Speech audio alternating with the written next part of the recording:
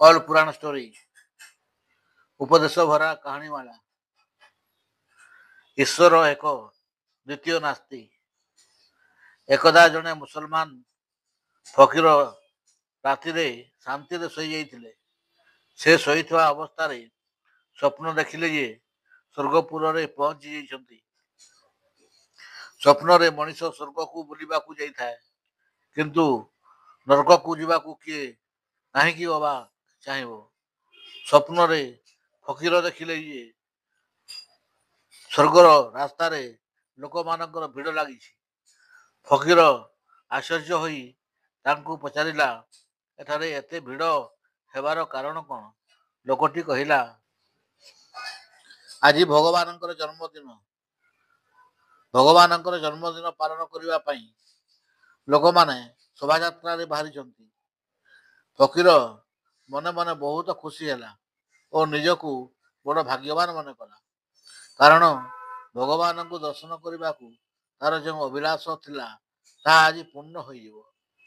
ଭଗବାନଙ୍କ ଜନ୍ମଦିନରେ ମୁଁ ସ୍ୱର୍ଗକୁ ଆସିଯାଇଛି। ମୋ ଭଳି ଭାଗ୍ୟବାନ କେହି ନାହାନ୍ତି। ସେ ଭଗବାନଙ୍କ ଦର୍ଶନ ପାଇଁ ରାସ୍ତା କଡ଼ରେ ଚୁପଚାପ ବସି ପଡ଼ି ଭଗବାନଙ୍କର ଆଗମନକୁ ଅପେକ୍ଷା କରି ରହିଲା। କିଛି ସମୟ ପରେ ଗୋଟିଏ ଘୋଡ଼ା ଉପରେ ବସି ଜଣେ ସୌନ୍ଦର୍ଯ୍ୟମୟ ପୁରୁଷ ଆସିଲେ ଓ ତାଙ୍କ ପଛେ ପଛେ ଲକ୍ଷ ଲକ୍ଷ ଲୋକ ଆସୁଥିଲେ। ଫକୀର ଖୁସି ହୋଇଯାଇ ଜଣେ ଲୋକକୁ ପଚାରିଲା, ଏଇ କ'ଣ ଭଗବାନ? ଲୋକଟି କହିଲା, ଏ ଭଗବାନ ନୁହନ୍ତି, ଏ ହେଉଛନ୍ତି ହଜରତ ମହମ୍ମଦ।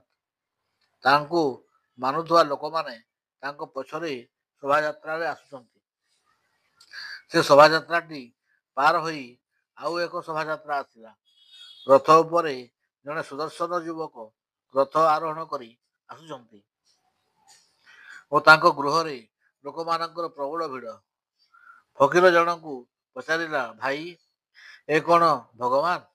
ଲୋକଟି କହିଲା, ନା, ଏ ଭଗବାନ ନୁହନ୍ତି, ଏ ହେଉଛନ୍ତି ପୁରୁଷୋତ୍ତମ ଶ୍ରୀରାମ ଏବଂ ତାଙ୍କ ପଛେ ପଛେ ତାଙ୍କୁ ମାନୁଥିବା ମଣିଷମାନେ।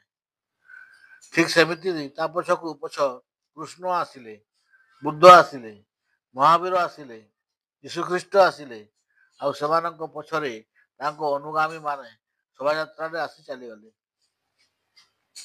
ଏମିତି ଅଧରାତି ବିତିଗଲା। ଧୀରେ ଧୀରେ ସ୍ୱର୍ଗର ରାସ୍ତା ନିଛାଟିଆ ହୋଇଗଲା।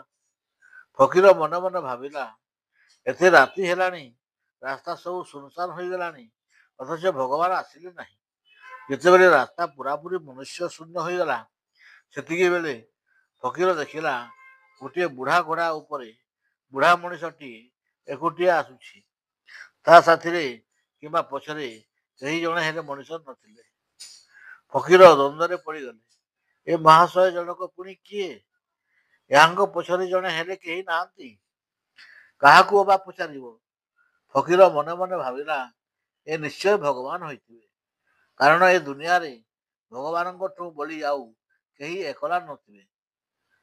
ଫକୀର ରାସ୍ତା କଡ଼ରୁ ଉଠିଯାଇ ସେ ଘୋଡ଼ା ଆଗରେ ଠିଆ ହୋଇଯାଇ ଘୋଡ଼ା ଉପରେ ବସିଥିବା ବୁଢ଼ା ମଣିଷଙ୍କୁ ପଚାରିଲା, ମହାଶୟ, ଆପଣ କ'ଣ ଭଗବାନ?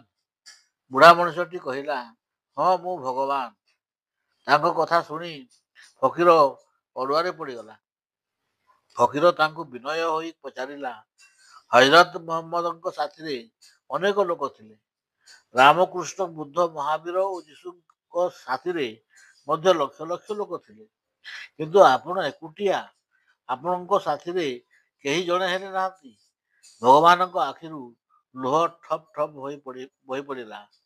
ସେ କୋହ ଗଦ ଗଦ ହୋଇ କଣ୍ଠରେ କହିଲେ, ସବୁ ମଣିଷ ସେଇମାନଙ୍କ ମଧ୍ୟରେ ବଣ୍ଟା ହୋଇଯାଇଛନ୍ତି। କେହି ଜଣେ ହେଲେ ବଳି ନାହାନ୍ତି, ଯିଏ ମୋ ସହିତ ରହିପାରିବ। ଭଗବାନ ପୁଣି ଦୁଃଖରେ କହିଲେ, ଇଏ କେବଳ ସ୍ୱର୍ଗର କଥା ନୁହେଁ, ସାରା ଦୁନିଆର କଥା।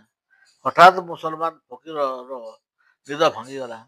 ସେ ନିଜକୁ ନିଜ ମାଟି କୁଡ଼ିଆ ଭିତରେ ଆବିଷ୍କାର କଲେ।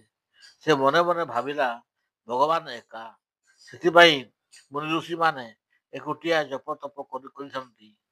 ମଣିଷ ସଂସାରକୁ ଆସିଛି ଏକ ଜୀବ ଏକା।